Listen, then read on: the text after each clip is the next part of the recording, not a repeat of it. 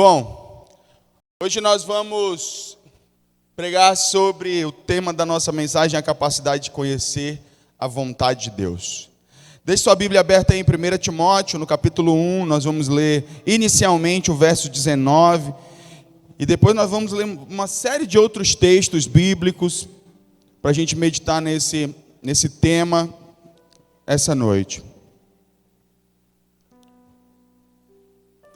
Diz assim o texto: mantendo a fé e a boa consciência que alguns rejeitaram e por isso naufragaram na fé. Vou ler novamente. Mantendo a fé e a boa consciência que alguns rejeitaram e por isso naufragaram na fé. Amém? Feche seus olhos, vamos orar. Querido Espírito Santo, somos gratos porque mais uma noite o Senhor nos conduziu até a sua casa. E eu tenho certeza que o Senhor tem um plano para nós. Eu sei que o Senhor quer falar aos nossos corações. Eu sei que o Senhor trouxe cada um que está aqui nessa noite com propósito.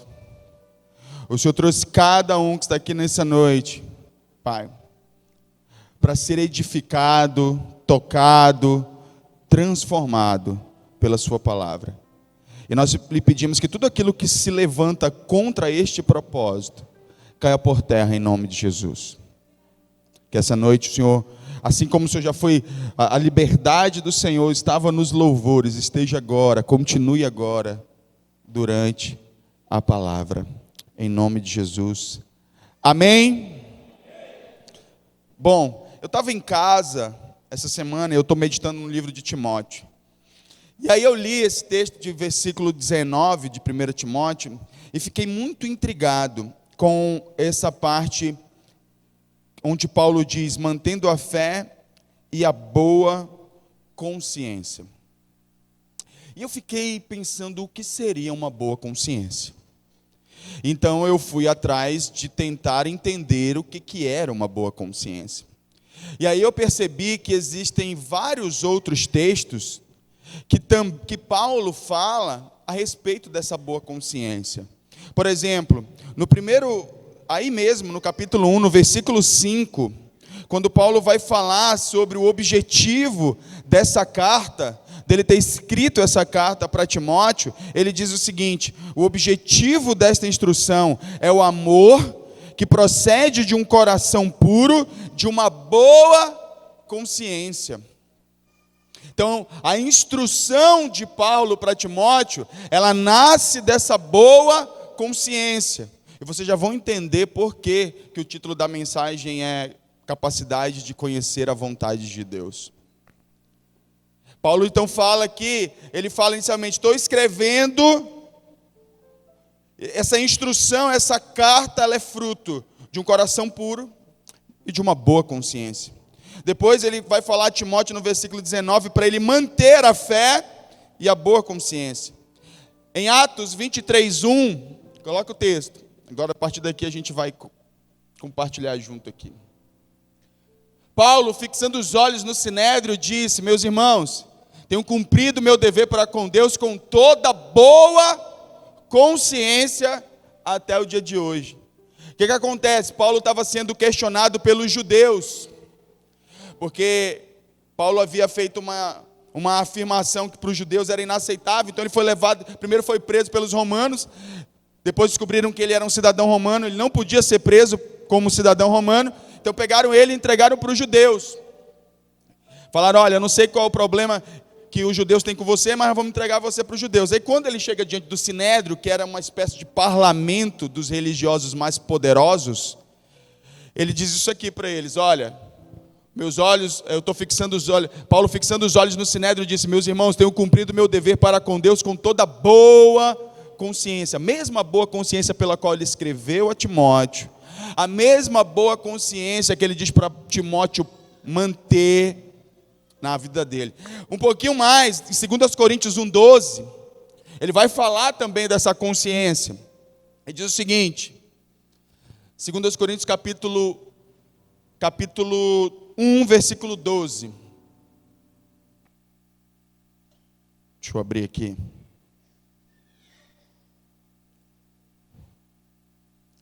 Este é o nosso orgulho, a nossa consciência dá testemunho de que nos temos conduzido no mundo, especialmente em nosso relacionamento com vocês, com santidade e sinceridade provenientes de Deus, não de acordo com a sabedoria do mundo, mas de acordo com a graça de Deus. E aqui então vamos fazer a primeira pergunta dessa noite: o que é essa boa consciência? No original, a palavra boa consciência significa o seguinte: a capacidade que a nossa alma tem de separar o que é bom do que é mal. E a capacidade que ela tem, depois de separar o que é bom do que é mal, de lutar pelo que é bom e de rejeitar o que é mal. Um outro significado é aquela alma que está bem informada sobre o que é correto. Preste bem atenção. É alguém que está bem informado sobre o que é correto. Em resumo, o que é boa consciência? É a capacidade de você conhecer a vontade de Deus. Isso é boa consciência. É aquela capacidade de estar diante das situações e discernir: não, isso aqui eu devo, isso aqui eu não devo fazer. É quando você tem valores pelos quais você consegue se mover na vida. É quando as suas escolhas, elas são fundamentadas em uma boa consciência, na certeza de que você está fazendo a escolha certa porque você conhece a vontade de Deus. Vamos reler os textos que a gente leu inicialmente, agora com esta aplicação. Coloca de novo 1 Timóteo capítulo 1, versículo 5. Entendendo agora que boa consciência é essa capacidade de fazer o que é certo, de escolher a vontade de Deus, a gente entende o seguinte: o objetivo desta instrução é o amor que procede de um coração puro e de uma boa consciência, da minha capacidade de entender que isso é a vontade de Deus. Eu estou escrevendo porque Deus colocou amor no meu coração, e esse amor vem da onde? Vem de um coração puro e de uma consciência que é capaz de discernir a vontade de Deus. Agora coloca versículo 19. Mantendo a fé e a boa consciência, ele está dizendo para Timóteo: mantenha a sã doutrina. A fé é o fundamento de todas as coisas, mas mantenha a tua capacidade de discernir a vontade de Deus. Mantém a tua capacidade de saber o que é certo, de diferenciar o que é certo do que é errado. Agora coloca Atos 23, 1. Paulo, fixando os olhos no sinédrio, disse: meus irmãos, tenho cumprido o meu dever para com Deus com toda a boa consciência, com toda a certeza de que eu sei qual é a vontade de Deus. Paulo então está dizendo: olha, eu sei qual é a vontade de Deus, eu sei que o que eu estou fazendo é correto, ainda que isso me custe, ainda que isso me promova algum nível de aflição, eu sei o que eu estou fazendo e sei que estou fazendo a escolha certa. Essa capacidade, essa convicção que a gente tem da parte de Deus, de conhecer a vontade de Deus. Aí, eu já quero inicialmente fazer uma outra pergunta. O que você está vivendo, você tem certeza que é a vontade de Deus? E assim, olha o conjunto da obra. Se você perguntar para mim, não se apresse a responder isso. Não se apresse. Porque quando a gente faz essa pergunta, a primeira coisa que a gente pensa é a seguinte: bom, eu estou vindo à igreja. Então, se eu estou vindo à igreja, então eu estou fazendo a coisa certa. Calma, não é tão simples assim. Não é só isso. Não se trata apenas disso. A gente precisa aprofundar o que é conhecer a vontade de Deus. Porque existe um risco muito grande de você ter enganos ao invés de verdades dentro de você. E aí esse processo envolve você questionar o que você acredita. Esse processo envolve você pensar sobre o que você crê. Você rever todos os teus valores e todas as tuas crenças. É pensar sobre o que você pensa, é pensar sobre o que você crê. Porque aí, Mateus capítulo... Por que esse processo é importante? Coloca Mateus 6, 22. Porque se tudo que você acredita como verdade for mentira, quão perdido você não está? Olha o que Jesus disse. Os olhos são a candeia do corpo. Se os seus olhos forem bons, todo o seu corpo será cheio de luz. Versículo seguinte. Mas, se os seus olhos forem maus, todo o seu corpo será cheio de trevas. Portanto, se a luz que está dentro de você são trevas, que tremendas trevas são. Quando a gente lê esse texto, a maioria de nós fica muito confuso com o que isso quer dizer. Não é verdade? Vou explicar para você. Ele está dizendo, se toda a verdade que você acredita, na verdade é uma mentira, quão perdido nós não estamos. Se tudo aquilo que você julga ser correto, na verdade é só um conjunto de cultura que você herdou, você ouviu de alguém, mas você nunca testificou nas escrituras por meio de um relacionamento, quão perdido você não pode estar, mas você acredita verdadeiramente que está salvo. Você percebe o risco? Você percebe quão sério é isso? Porque você pode, pelo fato de estar vindo à igreja e às vezes participando das reuniões, você pode estar pensando, bom, estou no centro da vontade de Deus. Aí, eu poderia passar a noite aqui falando dos desdobramentos disso. Porque imagina, eu venho para a igreja e eu julgo que é isso que Deus quer de mim, só isso. Que isso vai ser suficiente. Lógico que ao crer assim, eu crio uma expectativa. Bom, se eu estou indo para a igreja, Deus vai me abençoar. Aí acontece, passa um mês você está vindo para a igreja, Deus não te abençoa. Passa 2 meses você vindo para a igreja, Deus não te abençoa. 3 meses, aí você começa a ficar pensando, será que Deus existe mesmo? Porque eu estou indo, não está rolando nada. Só que nisso você não está num relacionamento com Jesus, com a palavra, você não está orando, você está vindo à igreja. E aí as suas expectativas, seu ânimo para vir à igreja começa a diminuir. Você começa a pensar, não sei se vale a pena não ir para a igreja. Eu estou indo, não está acontecendo nada. Eu estou fazendo as coisas, mas parece que Deus nem está me vendo fazer as coisas. Aí é que está o problema. Será que você ainda tem uma boa consciência, que é capaz de ver qual é de fato a vontade de Deus e o que não é a vontade de Deus? Será que você precisa dessa boa consciência para aprender a discernir o que Deus realmente quer e o que Ele não te pediu, embora seja bom? Vocês estão entendendo? Quem está entendendo até aqui? Isso é sério.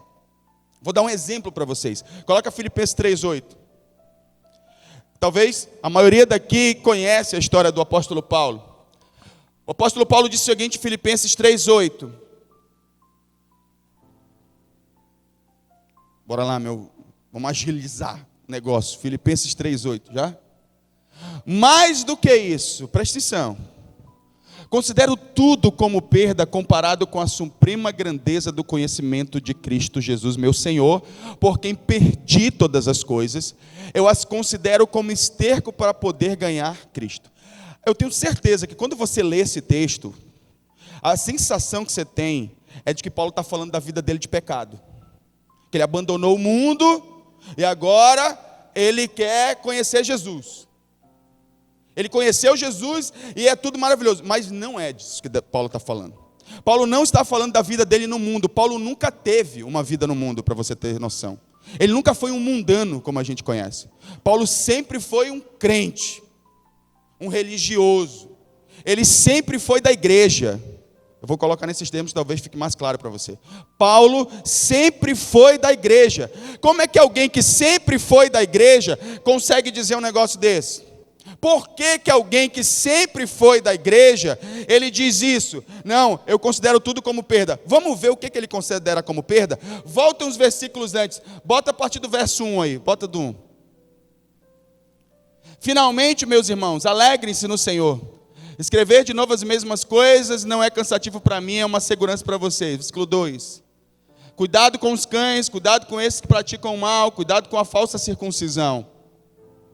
Pois nós é que somos a circuncisão, nós que adoramos pelo Espírito de Deus, que nos gloriamos em Cristo Jesus e não temos confiança alguma na carne. Pode passar. A partir daqui, ele vai começar a dizer o que ele considera como perda, o que é. Embora eu mesmo tivesse razões para ter tal confiança, embora eu mesmo tivesse razão para ter tal confiança, é uma afirmação. Se alguém pensa que tem razões para confiar na carne, eu ainda mais. Versículo 5. Circuncidado no 8º dia de vida, pertencente ao povo de Israel, a tribo de Benjamim, verdadeiro hebreu, quanto à lei fariseu, quanto ao zelo perseguidor da igreja, quanto à justiça que há na lei, irrepreensível. É isso que ele está dizendo que para ele é perda agora. Ele está falando de toda uma vida religiosa que ele tinha perfeita. E ele disse, isso para mim não vale de nada em comparação ao conhecimento de Jesus Cristo. O que isso significa? Muitos de nós, como Paulo, por que Paulo perseguiu a igreja, irmãos? Porque ele acreditava que essa era a vontade de Deus. Ele ainda não tinha essa boa consciência da qual ele passa a ensinar quando começa a escrever. Ele não tinha esse discernimento que era capaz de saber qual era de fato a vontade de Deus e qual não era. Aí ele tem um encontro com Jesus e ele percebe que tudo isso aqui não tem valor nenhum, mas era a vida dele. E ele se achava um homem santo, porque ele estava redondamente enganado, sinceramente enganado. A minha pergunta é, quantos de nós não estamos nessa condição? A gente vem para a igreja, a gente cumpre as regras bonitinha, mas a gente não conhece Jesus. Quanto à lei irrepreensível, quanto a cumprir com as obrigações da igreja, é irrepreensível. Mas quanto a ter relacionamento com Jesus, zero. É isso que Paulo está dizendo, olha, isso para mim tudo é perda. Por isso eu volto e insisto com você nessa noite. Eu vou voltar para a pergunta inicial. Será que você está no centro da vontade de Deus? Será que você consegue discernir a vontade de Deus para a sua vida? Você acha que vir à igreja é tudo que Deus tem para você? Gente, eu sempre falo isso, né? E para que fique claro, não é que eu seja contra alguém vir à igreja. Afinal de contas, eu sou um pastor. Só que me incomoda a ideia, fere minha alma, a ideia de alguém acreditar que vir à igreja é cristianismo. Isso fere meu coração. Isso me assusta. Principalmente eu sendo o pastor. Porque no final das contas, quando chegar diante do Senhor que eu tiver que prestar conta, se eu não ensinei para você que isso é errado, que isso não é a verdade completa do Evangelho, eu vou ter que responder por isso também. Mas acima de tudo, perder sua alma. Porque você acreditou que estava correto, que você sabia qual era a vontade de Deus. Irmão, se você não tiver um relacionamento com Jesus por meio das Escrituras, por meio de oração, você não saberá qual é a vontade de Deus. Tudo que você produz, presta atenção, tudo que você produz é fundamentado somente num sentimento de que você está no centro da vontade de Deus. Não é pela vontade de Deus. Quando é que você vai saber que você realmente está no centro da vontade de Deus? Depois eu vou falar algumas coisas, mas deixa eu dar aqui. É quando tudo que você fizer estiver fundamentado nas Escrituras. Tudo. Tudo. Calvino, acho que foi João Calvino, não, foi Lutero. Lutero disse assim, ele não queria nenhuma revelação. Ele não precisava que nem parecesse anjo para ele, nem um ser celestial, porque tudo que ele precisava já estava nas Escrituras. Ela era suficiente. Eu não estou dizendo que essas manifestações espirituais elas não tenham seu valor. Eu estou dizendo que todas elas, inclusive elas, estão submetidas às Escrituras. Então, se eu não quero ter vida com Deus por meio da palavra, para que me serve um anjo me aparecer? Não serve para muita coisa. Porque eu sempre costumo compartilhar com os irmãos aqui, sempre que eu vou aconselhar pessoas, é muito comum eu aconselhar pessoas que já foram da igreja e que elas dizem que já viram isso, já tiveram a experiência tal, e eu nunca tive, tá, irmãos? toda a minha experiência, eu tive experiências sobrenaturais, mas eu nunca vi com os meus olhos físicos nada do reino espiritual, embora eu sinta e sei a verdade do reino espiritual no meu interior. Todo o meu fundamento é a palavra. Eu não me nego a ter experiência, na verdade eu até busco essas experiências. Mas se elas não vierem, eu não dependo delas para continuar crendo, para continuar firme, porque eu tenho as Escrituras, eu tenho a palavra de Deus, eu tenho a oração como uma maneira de me relacionar com o Espírito Santo. E isso é real, é muito real.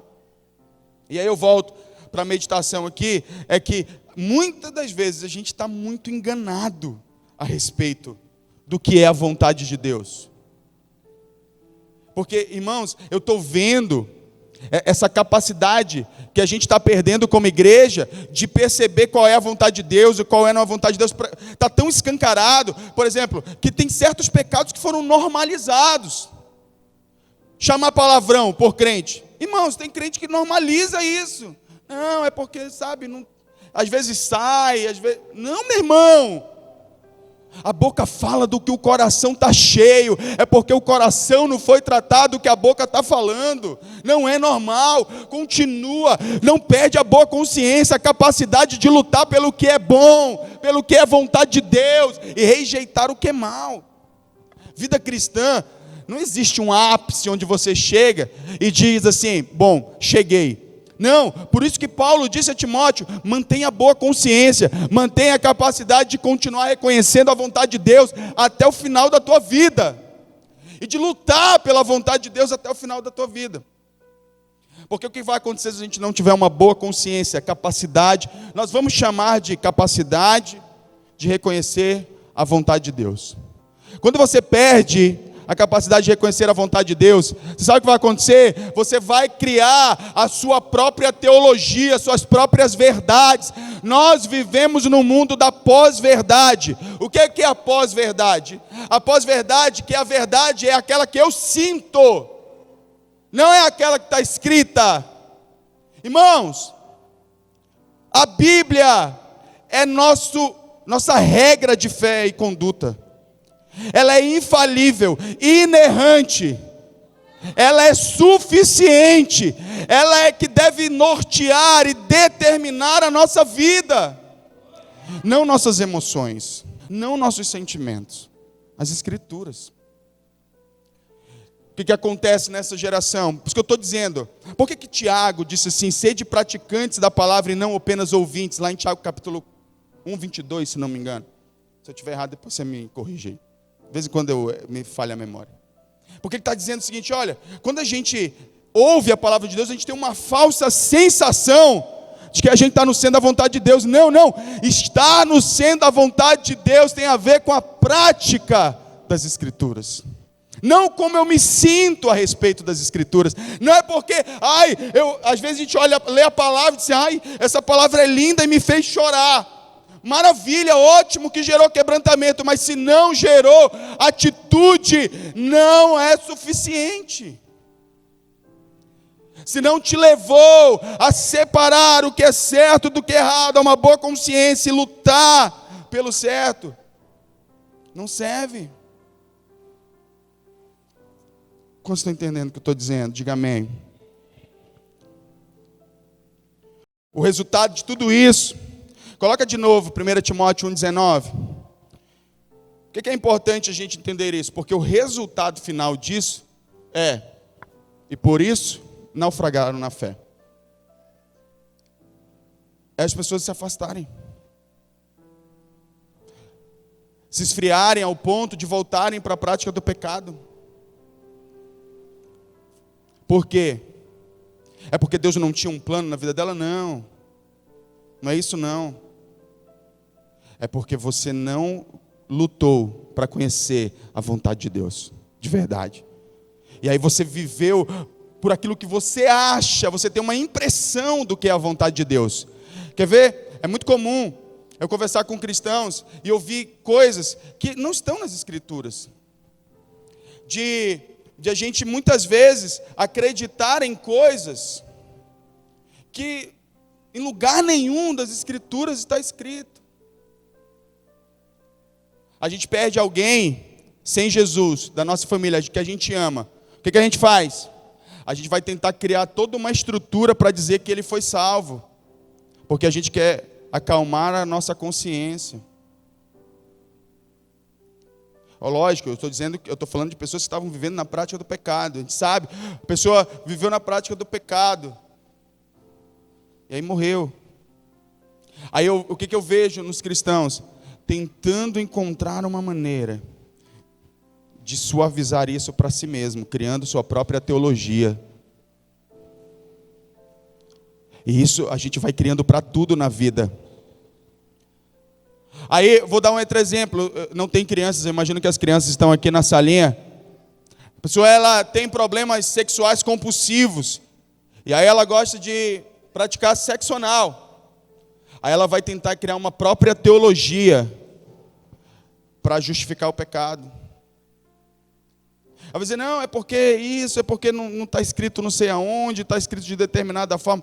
Tudo isso é falta de boa consciência, capacidade de reconhecer a vontade de Deus para as nossas vidas. E aí Paulo, um pouquinho mais na frente, 1 Timóteo 4,2, ele vai falar, se tem uma boa consciência, existe uma má consciência.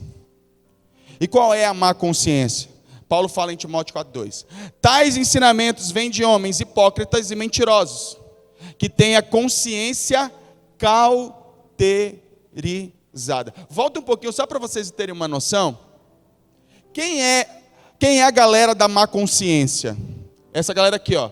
O Espírito diz claramente que nos últimos tempos alguns abandonarão a fé e seguirão espíritos enganadores e doutrinas de demônios. Quem é a galera da má consciência? É a galera que está dando ouvido para Satanás. É a galera que está dando ouvido para o diabo. Essa galera que não sabe qual é a vontade de Deus, porque não lê as Escrituras e está dando ouvido em qualquer fábula que contam para eles. Vai lá, e assim, eu não tenho nada contra, irmãos, vou falar novamente que, com todo amor, e cuidado, para você não ficar zangado comigo. Mas às vezes você está ouvindo gente de internet, que está te contando fábula, meu irmão. Te contando fábula. Que está te levando para esse lugar. Então, aí, a respeito dessa galera aqui, ó, que abandonaram a fé, a mesma coisa que Paulo falou lá no começo. Ele diz assim, tem alguns que abandonaram a boa consciência, a capacidade de reconhecer a vontade de Deus, que essas pessoas, elas naufragam na fé. Esses daqui já naufragaram na fé e agora eles estão ensinando o erro. Eles estão reproduzindo o engano. Eles estão passando adiante a sua própria doutrina, a sua maneira de ver as coisas. Aí, Paulo fala o que sobre essa galera? Versículo 2. Que eles têm a mente cauterizada. O que é uma mente cauterizada? Cauterizado é algo que perdeu a sensibilidade. Normalmente, quando se tem uma ferida, antigamente fazia isso, para cauterizar a ferida, pegava-se um ferro muito aquecido e colocava-se em cima da ferida para que aquilo cauterizasse. Quando cauteriza, aquele lugar cria uma camada dura de pele e fica insensível. Você toca ali, você não sente mais nada, nenhum local você sente direito. É exatamente o que acontece com a galera da má consciência. Perderam a sensibilidade à voz do Espírito Santo. Ele já não tem relacionamento com Deus, então ele não consegue ouvir Deus. Tudo que eles falam é produção de suas próprias mentes, embora tenham a aparência de religiosidade. Você pergunta, irmão, não, Deus falou comigo, irmão. Deus falou comigo. Amém. Como Deus falou com você, irmão? Deus falou comigo assado, cozido, frito. Onde que está escrito que essa é a vontade de Deus nas Escrituras? Não, irmão, não importa se está escrito nas Escrituras. Deus falou comigo. Irmão, isso não é cristianismo. Não é cristianismo. Cristianismo, ele se fundamenta no que está escrito. O próprio Jesus, quando estava a caminho de Emaús com os discípulos, que ele havia ressuscitado, ele está andando com os discípulos a caminho de Emaús, e aí os discípulos estão ali se lamentando, não ouviu falar do Messias que viria, ele morreu e não disse que ressuscitaria, mas até agora nada. Jesus disse assim, vocês não leram as Escrituras? O próprio Jesus, ele diz, vocês não conhecem as leis, vocês não leram a lei e os profetas. Para a gente saber a vontade de Deus, a gente precisa ter um relacionamento íntimo, além de outras coisas que eu vou já falar para você. Vou até me adiantar um pouquinho. Então, o que é cauterizar? Perder a sensibilidade. Uma má consciência, portanto, essa má consciência, querido, é a mãe de todos os enganos no nosso coração. Todo tipo de engano. Esse engano de ninguém me ama. Má consciência. Ninguém se importa comigo. Má consciência. Eu acho que não vai dar certo para mim. Má consciência, porque você está baseando a sua colocação e a sua fé no que você sente, não no que está escrito. Porque Jesus disse que Ele te amou com tudo que Ele tinha, mas você não acredita nisso, você acredita no que você sente. Isso é uma má consciência. A insensibilidade, a incapacidade de ouvir e sentir o Espírito Santo, de receber dele. Nós precisamos vencer isso. E aqui eu vou começar a pregar agora. Isso foi só a introdução. Como a gente faz para alcançar então uma boa consciência? Ou, para ficar dentro do termo que como é que a gente faz, irmão? Para a gente conhecer a vontade de Deus, para a gente desenvolver essa boa consciência, essa capacidade de reconhecer a vontade de Deus. Eu numerei pelo menos 4 coisas aqui. Primeira delas, obviamente, através de um relacionamento com Jesus, através de oração e leitura da palavra. Simples assim. O primeiro é óbvio. Claro, queridos, que a gente precisa entender que existe uma vontade de Deus que só nos é revelada por meio de um relacionamento íntimo. É verdade, algumas vezes, queridos, você vai vir à igreja, você vai ouvir uma palavra que vai te trazer luz ao entendimento, você vai entender, vai acontecer, maravilha. Mas eu te pergunto, só tem culto uma vez por semana, e as outras coisas você precisa tomar decisão na sua vida, fazer escolhas na sua vida, e você tem que saber qual é a vontade de Deus para isso, e você não sabe. Vai ligar para o pastor, para o líder, toda vez que tiver que tomar uma decisão, ou você vai buscar conhecer a vontade de Deus? Não, isso os que ligam, eu estou sendo muito generoso, porque tem uma galera que é humilde, diz assim, eu não conheço a vontade de Deus. Aí vai lá, pega o telefone, assim, liga para o seu líder, meu irmão, eu estou precisando tomar uma decisão aqui, mas eu não sei qual é a vontade de Deus para isso, você pode me ajudar? A maioria faz o contrário, toma a decisão, depois vem com um problema para o líder, vai dizer assim, eu tomei uma decisão errada, agora deu ruim aqui, me ajuda orando nisso aqui. A maioria pega o caminho oposto. Primeiro toma a decisão sem conhecer a vontade de Deus, depois leva para o líder. Na melhor das hipóteses, tem aqueles que fazem isso antes, para tentar discernir junto com o líder a vontade de Deus. Com o pastor, tem gente que às vezes me manda mensagem, pastor, eu estou aqui diante de uma situação que eu não sei o que fazer. Você pode me ajudar? Eu vou lá e oriento pela palavra. Para mim a palavra, ela seja o que ela esteja dizendo, ela vai funcionar porque ela é real e poderosa. Então ela vai funcionar. Então a primeira coisa que precisa entender é que é por meio desse relacionamento, a gente precisa querer conhecer a vontade de Deus. E isso se dá através de uma busca.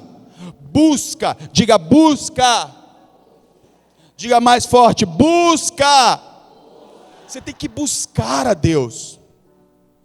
Você tem que entrar no seu quarto todo dia e você tem que buscar a Deus. Buscar-me-eis e me encontrareis quando me buscardes de todo o vosso coração. Busque a Deus.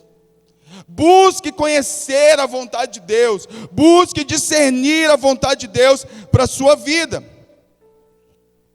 Isso é relacionamento com Deus. Esse é o primeiro ponto. Segundo ponto, como é que eu posso desenvolver uma boa consciência e discernir qual é a vontade de Deus? Abrindo mão da sua.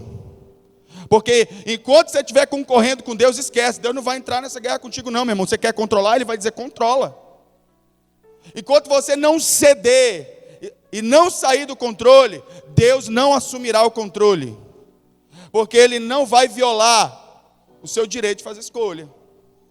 Embora eu acredite no livre-arbítrio, eu acredito que todo cristão, depois que ele se submete a Cristo, ele deveria abrir mão desse livre-arbítrio, devia ser controlado completamente pelo Senhor.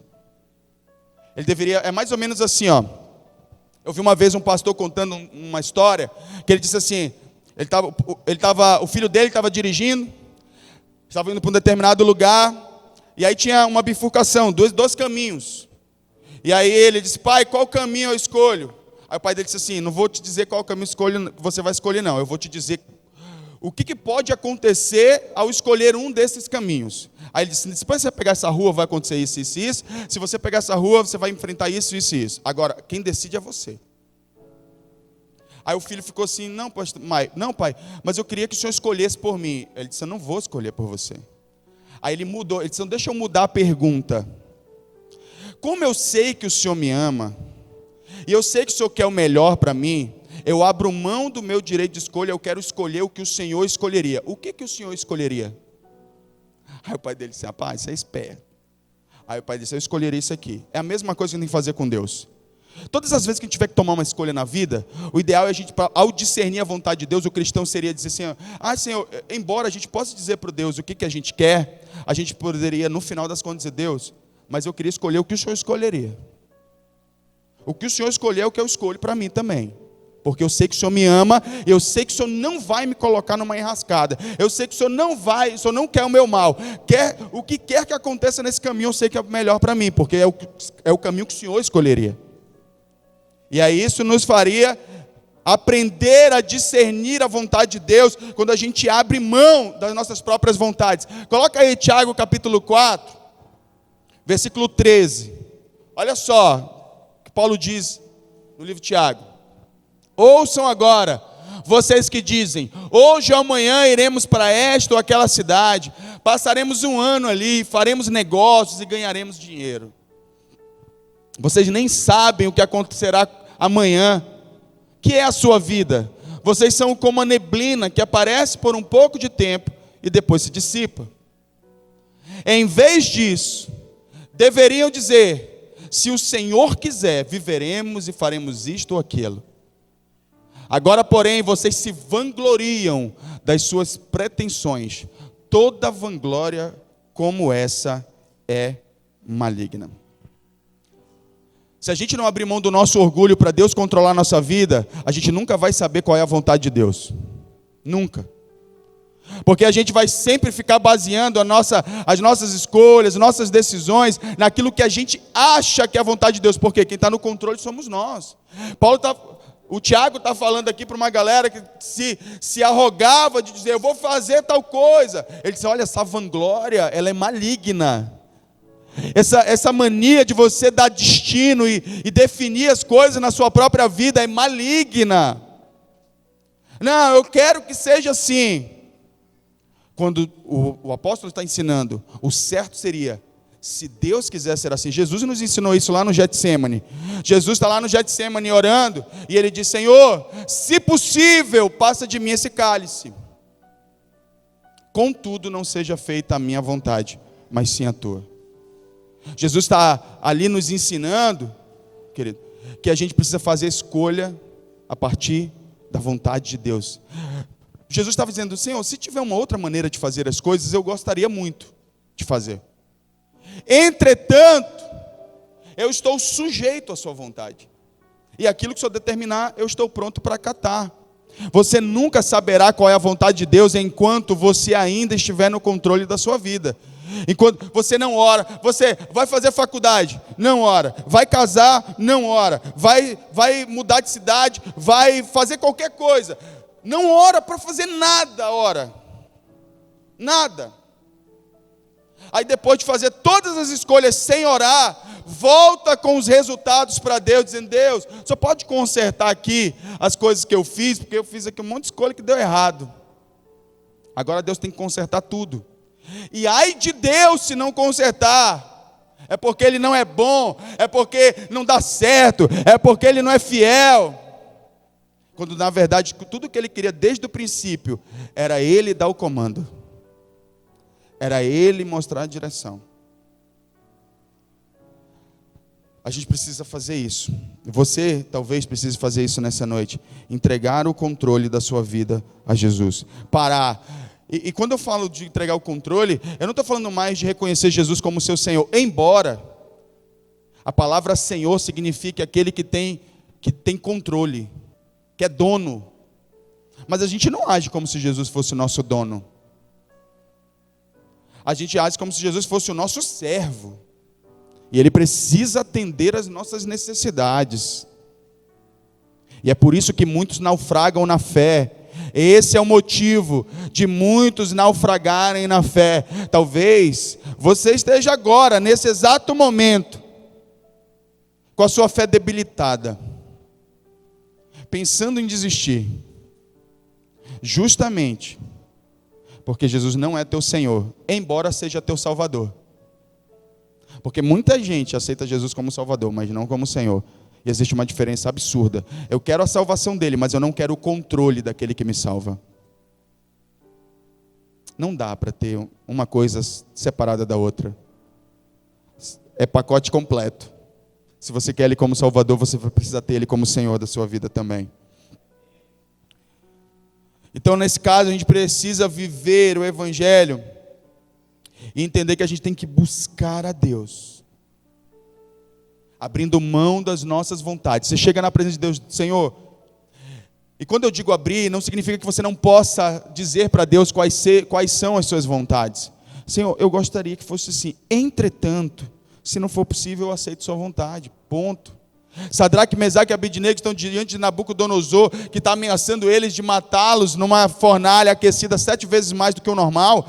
E eles dizem assim, olha, se vocês não se dobrarem, eu vou jogar vocês. Ele disse, olha, ó rei, se o senhor quiser nos jogar, o senhor nos joga. Se nosso Deus quiser nos livrar, Ele nos livrará. Mas se também não nos livrar, ainda assim não nos dobraremos. É exatamente o que eles estão dizendo. Eu quero isso aqui de Deus, mas se Deus não me der, eu continuo fiel. A gente precisa começar a andar assim, nesse nível de relacionamento com Deus.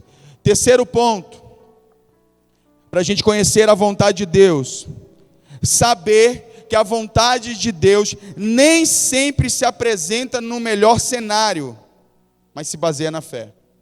Queridos, nem sempre, para você trilhar a vontade de Deus, vai ser o melhor cenário. Quer ver um exemplo? Coloca aí Gênesis 13:9 na tela.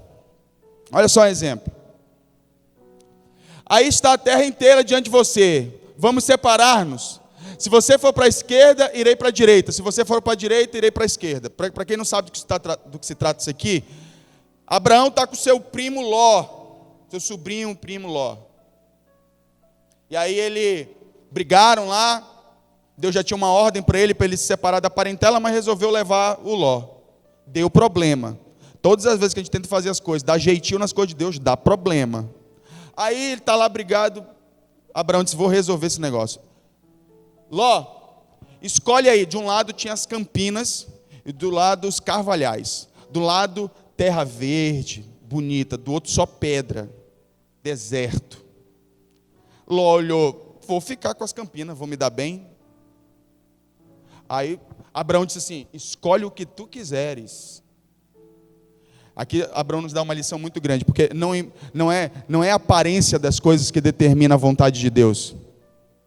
É a promessa dele, é a fé. Ele nos dá uma grande lição de fé. Ele está dizendo, bom, se Deus estiver comigo, seja na campina, seja no deserto, eu vou prosperar. Não importa onde, eu vou prosperar. Vai dar certo porque Deus está comigo. A mesma coisa com a gente, meu irmão. A questão não é onde, é com quem. É com quem. E Abraão tinha tanta certeza de que Deus estava com ele, que ele disse para Ló, escolhe aí, o que você escolher. Ou seja, no fim das contas, ele estava dizendo, se você quer levar vantagem sobre mim, leve, porque o que vai importar no final é com quem eu estou.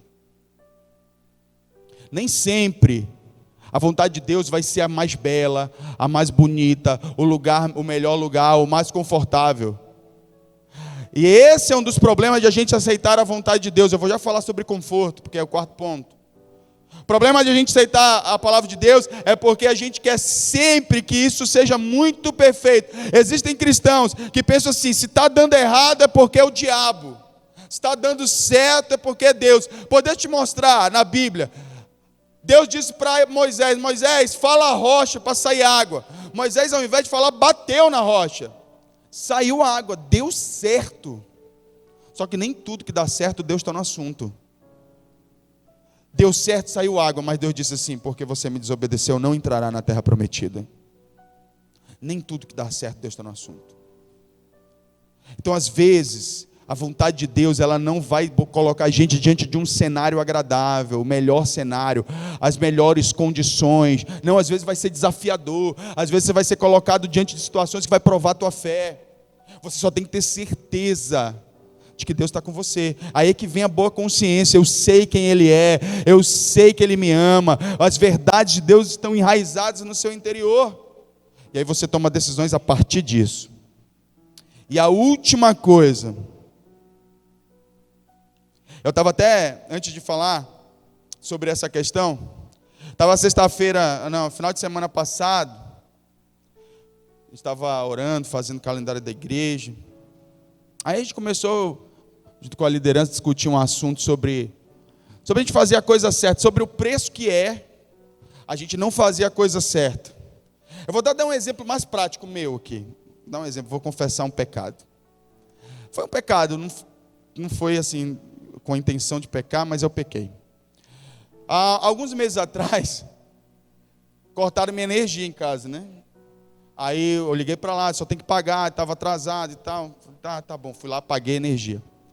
Só que os caras só vinham ligar, talvez no outro dia. Aí eu pensei, vou dar um jeitinho. Eu vou pedir para alguém ligar. Aí pedi para alguém ligar. Falei, tá pago. Beleza, o tempo passou. Tudo pago agora, certinho. Mas aí cortaram minha energia sexta-feira. Por quê? Aí eu perguntei, liguei, eu falei, por que cortaram minha energia?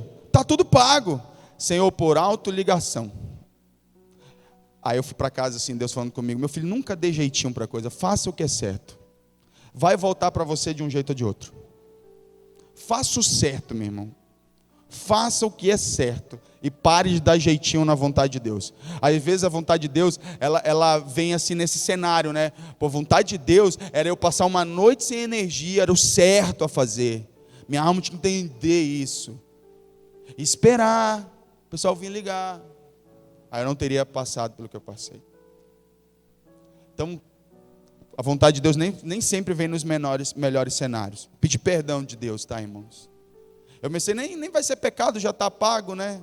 Não, mas no fundo eu sabia que eu não deveria fazer aquilo. Mas acabei fazendo. Mas já me arrependi e não voltarei a fazer. Último ponto. A vontade de Deus não se revela pelo conforto do processo, mas pelo cumprimento do propósito. A maioria de nós pensa assim, que a vontade de Deus vai colocar a gente num lugar confortável. Muito pelo contrário. Muitas vezes, a vontade de Deus vai te colocar num lugar de processos totalmente difíceis, mas com cumprimento de propósito. Quer ver um exemplo? Coloca Gênesis 39, 2. O Senhor estava com José, de modo que este prosperou e passou a morar na casa do seu senhor egípcio. Quando a gente lê esse texto assim, sem o contexto dele, presta atenção. Se você lê esse texto aqui sem o contexto, o que você pensa? Uau, que homem abençoado, quero ter a vida dele. Mas como eu sei que você conhece a história de José, eu sei que talvez você não queria a história dele. Mas José é abençoado, gente. Bota o versículo 22 desse mesmo capítulo. Aliás, 23. O carcereiro não se preocupava com nada do que estava a cargo de José, porque o Senhor estava com José e ele concedia bom êxito em tudo o que realizava. O que a gente aprende com esses dois versículos? Deus estava com José, mas o processo dele não foi nada confortável. Ele foi vendido pelos irmãos como escravo. Aí ele foi acusado injustamente de um crime que não cometeu. Parou na prisão. Mas quando a gente vê a história de José, quando José então ele é levado à posição de governador do Egito, e que os irmãos dele estão diante dele, e eles pensam assim, uau, agora ele vai nos matar. José faz uma afirmação surpreendente, ele diz assim, não. Tudo que eu passei foi vontade de Deus. Para a gente poder entender a vontade de Deus, a gente tem que entender o propósito. Porque todas as coisas cooperam para o bem daqueles que amam a Deus, daqueles que foram chamados segundo o seu propósito. Então, se você não conseguir entender que muitas vezes a vontade de Deus não vai te colocar num processo confortável, mas vai te conduzir a um propósito, aí você vai conseguir aceitar a vontade de Deus. Mas se você não aceitar isso, você vai lutar contra a vontade de Deus. Talvez esse seja um dos problemas. Na verdade, tem muita gente que sabe até Não, eu não quero viver a vontade de Deus porque eu sei que eu vou passar por luta. Meu irmão, você vai passar por luta, seja na vontade de Deus, seja fora dela. Agora, eu te garanto, é melhor na vontade de Deus, porque na vontade de Deus as lutas não te destroem, elas te aperfeiçoam. Agora a escolha é sua. Então, nessa noite, tudo isso que eu falei aqui nessa noite é um fundamento para aquilo que será 2023. 2023, talvez você quando chegou hoje na igreja você viu o banner, é o ano da santificação. Agora, e assim, irmãos, eu acredito muito na direção que Deus dá para os nossos líderes. E Deus direcionou o nosso pastor Montefusco, depois de oração e toda a junta nacional, a este tema para 2023, o ano da santificação. E não existe santificação se a gente não aprender a ouvir Deus. Se a gente não desenvolver essa boa consciência que Paulo disse a Timóteo, pela qual ele mesmo andou. Então, eu queria convidar você a ficar de pé em nome de Jesus.